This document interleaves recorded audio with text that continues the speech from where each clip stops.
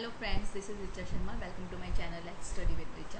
अगर आपने मेरे चैनल को सब्सक्राइब ना किया हो तो प्लीज़ सब्सक्राइब जरूर कर लीजिए और मेरा वीडियो पसंद आए तो लाइक और शेयर जरूर कीजिए। आज हम डिस्कस करेंगे सेल्फ आइडेंटिटी। ये एक अंडरस्टैंडिंग द सेल्फ सब्जेक्ट का टॉपिक है। इसके 2-3 टॉपिक्स मैंने और क्लियर कर दिए हैं, जैसे self esteem, concept of self, self perception theory. तो आप ये वीडियोस अगर आपने ना देखी हो तो मेरे चैनल पे जाकर आप देख सकें। आज हम डिस्कस करेंगे self identity. What is self identity? Self identity refers to one more firstly let me clear you one thing. Self identity base होती है सेल्फ एस्टीम का।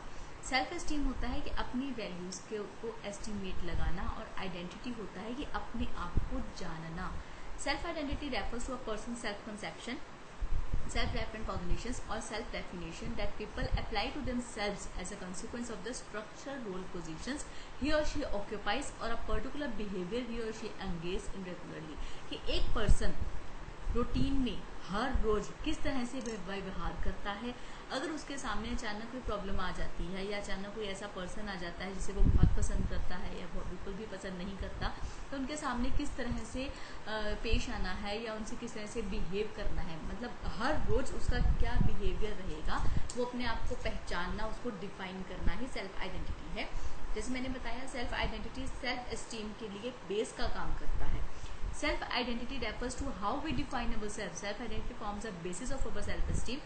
In adolescence, the way we see ourselves changes in response to peers, family and school, among other social environments. Our self identities shape our perceptions of belonging. Self concept and self identity deals with our understanding of ourselves and our personalities. Don't get the terms confused with self consciousness, which is the awareness of oneself as an individual. तो self identity में क्या होता है कि अपने आप को आप डिफाइन कैसे करते हो। अब एक पर्सन है, वो अपने फ्रेंड्स के साथ डिफरेंट तरीके से बिहेव करता है, जो उसके कलीग्स हैं उनके साथ डिफरेंट तरीके से बिहेव करेगा, जो फैमिली मेंबर्स हैं उनसे अलग तरीके से बिहेव करता है। तो किस पोजीशन पे, किस सिचुएशन में, किस पर्सन से आप किस तरह से बिहेव करते हो, that is self identity. Self concept और सेल्फ आइडेंटिटी ये इनकी म्यूचुअल अंडरस्टैंडिंग होती है, बट इसको हम सेल्फ कॉन्शियसनेस से कंपेयर नहीं कर सकते, बिकॉज सेल्फ कॉन्शियसनेस होता है कि आप कितने अवेयर हो अपने सराउंडिंग इन्वायरमेंट से, अपने से रिलेटेड या अपने कोई आपका करीबी है उससे related. Self identity and self concept एक पर्सन, एक इंडिविजुअल या एक व्यक्तिगत मामले पे होता है। Next is the word identity is derived from इडेंटाइट which means the same, identical, the from Latin word identitas which means repeatedly or again and again। मैं दोबारा बोलती हूँ, आइडेंटिटी मीन्स को कहाँ से लिया गया है? आइडेंटाइट वर्ड से, जिसका मतलब है एक समान, सेम, आइडेंटिकल, और लेटिन वर्ड आइडेंटिटास से, जिसका मतलब है दोबारा और दोबारा, अगेन, बार बार। अकॉर्डिंग टू वेंडिच, अब वेंडिच ने इसके रिगार्डिंग अपना क्या व्यू रखा है, उन्होंने बोला है कि जो आप पास्ट में थे, बीते हुए कल में क्या थे, और आने वाले फ्यूचर में, आने वाले टाइम में आप कैसे बनना चाहते हो, उसका कंक्लूजन है।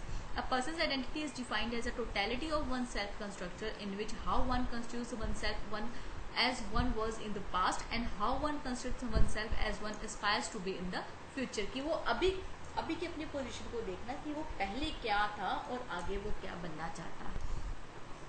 Identity can be defined generally in the different ways as follows. अब किस किस तरीके से इसको डिफाइन किया जा सकता है? First is the condition of being a certain person or thing. उसकी कंडीशन क्या है? The set of characteristics by which a person or thing is definitely recognisable और नॉट, कि किन विशेषताओं के कारण उस व्यक्ति को जाना जाता है दूसरों द्वारा। The awareness that an individual or group has of being a distinct persisting entity. एक इंडिविजुअल व्यक्ति को, एक व्यक्तिगत को या एक ग्रुप के अंदर उसको कितनी अवेयरनेस रहती है। The fact or condition of being the same as something else. The distinct personality of an individual regarded as a persisting entity. The state of having unique identifying characteristics held by no other person or thing. इनका क्या मतलब है कि ऐसी personality जो कि किसी दूसरे की ना हो।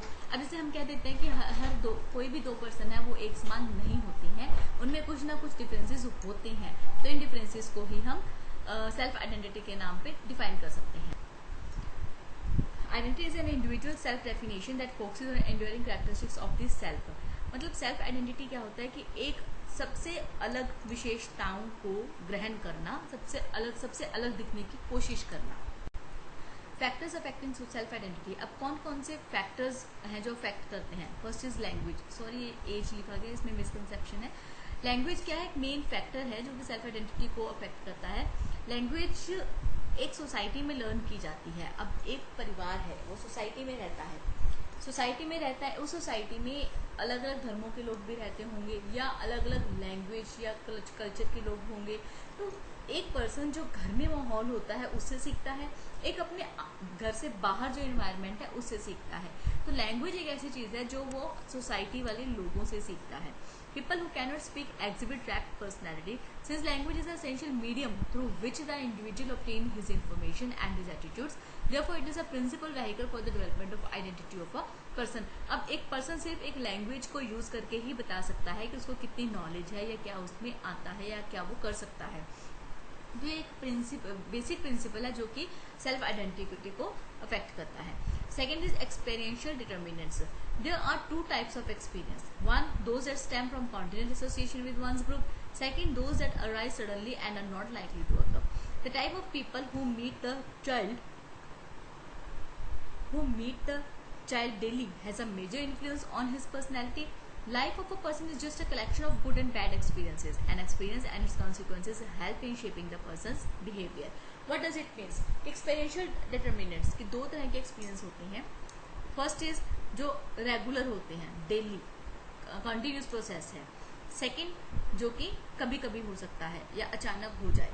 तो कुछ लोग ऐसे होते हैं जो आपको डेली मिलते हैं, तो उनसे आपका व्यवहार कुछ अलग तरीके से होता है। कुछ ऐसे पर्सन होते हैं जो आपको कभी कभी मिलते हैं, कोई साल में एक बार मिलता है, कोई 2 साल में एक बार मिलता है, उनके साथ व्यवहार आपका अलग होगा। तो जो लाइफ है वो अच्छे और बुरे एक्सपीरियंसेस का कलेक्शन है। कभी आपका अच्छा व्यवहार रहा होगा, कभी बुरा रहा होगा। तो इस तरह से एक्सपीरियंस जो है वो सेल्फ आइडेंटिटी को अफेक्ट करने वाला एक फैक्टर है। Next is society. अब जिस सोसाइटी में हम रहते हैं वहाँ का सबसे ज़्यादा इम्पैक्ट हमारे ऊपर पड़ता है। Society is a web of social relationship which connects man and women with one another. These interpersonal relationships would the formation of a person. The roles and functions of an individual are peculiar in our society, which determines his status. Moreover, social control is exercised by traditions, myths, legends, and customs. Social norms influence the attitude of a person. अब जिस तरह से एक society में person रहता है वो सीखता है, तो वो कुछ ट्रेडिशंस भी सीखता है, कुछ देखता है कि कुछ लोग सच बोल रहे हैं, कुछ झूठ बोल रहे हैं, कुछ का व्यवहार अलग है। तो ये डिफरेंट तरीके का एटमॉस्फेयर होता है, एनवायरनमेंट होता है जो कि एक पर्सन को इम्पैक्ट करता है। Next is speech. Speech itself becomes a trait of a person. The coarse voice of woodcutter can be readily distinguished from the hushed tones of a man. अब कोई पर्सन है जो बहुत ही रूड बोलता है, कोई पर्सन है वो बहुत ही मीठा बोलता है। तो स्पीच जो है वो एक अपने आप में एक उसका आइडेंटिफिकेशन हो सकती है कि हाँ जी वो पर्सन जो बहुत मीठा बोलता है, जो बहुत तेज बोलता है। तो स्पीच एक भी ऐसा फैक्टर है जो कि सेल्फ आइडेंटिटी को अफेक्ट करता है। Next is influence of family. अब सेल्फ आइडेंटिटी पे फैमिली का क्या इन्फ्लुएंस पड़ेगा, क्या प्रभाव पड़ेगा? सबसे ज़्यादा इम्पैक्ट जो होता है वो फैमिली का होता है, बिकॉज वहाँ पे बच्चा जन्म होने के बाद जो वो देखता है वही वो सीखता है। पेरेंट्स और family play a key role in determining an individual's belief about what is right and what is wrong. These values become integral part of the life of a person. If the parents are kind, tolerant of a boyish pranks, interested in athletics, and anxious to encourage their child's separate interest, the child will have a different experience and there shall be different influence on his personality than the one when the parents are unkind, quick-tempered, and arbitrary. अब दो तरह के atmosphere हो सकते हैं। एक तो बहुत फ्रेंडली, जहाँ पे कि बच्चे को बोलने का मौका दिया जाता है या उसकी भावनाओं को समझा जाता है या उसको एक फ्रीली इन्वायरमेंट दिया जाता है।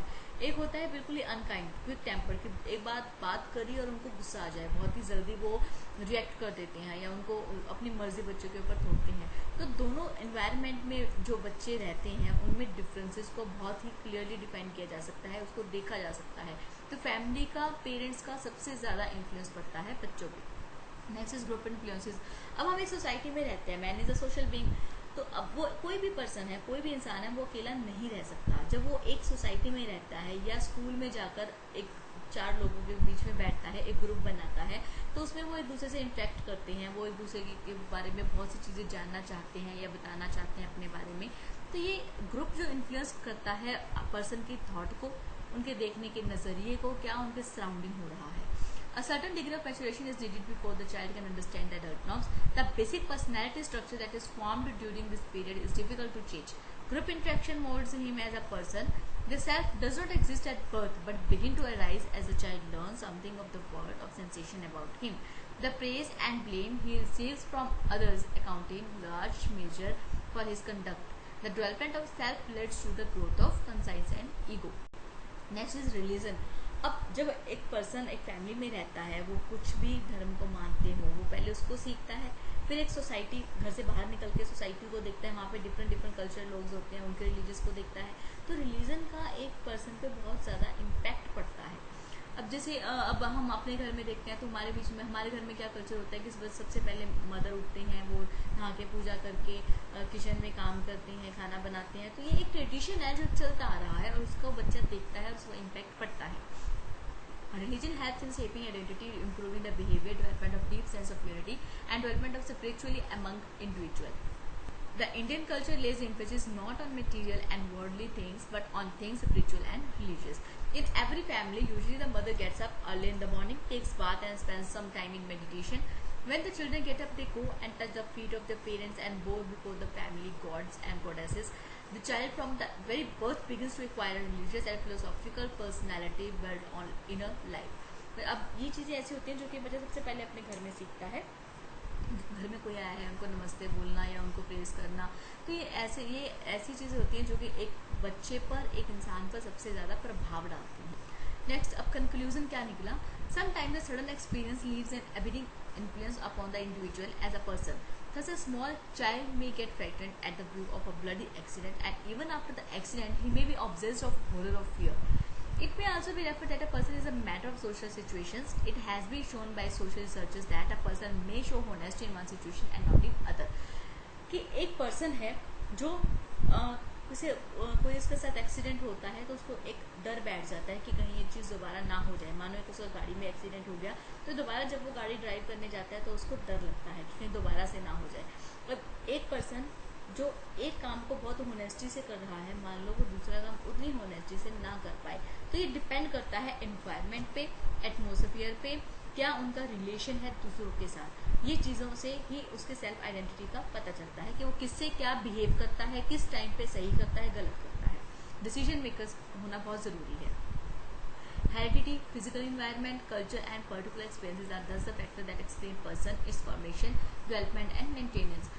हेरिडिटी, फिजिकल इन्वायरमेंट, ये जो हेरिडिटी होता है कि अनुवांशिकता, कि जहाँ पे आप रह रहे हो आपको आपके पेरेंट्स से क्या मिला है. अगर आपके पेरेंट्स बहुत ही सॉफ्ट काइंडेड हैं, बहुत ही मीठा बोलते हैं, तो हो सकता है वही चीज़ें आप में बाय बर्थ हो.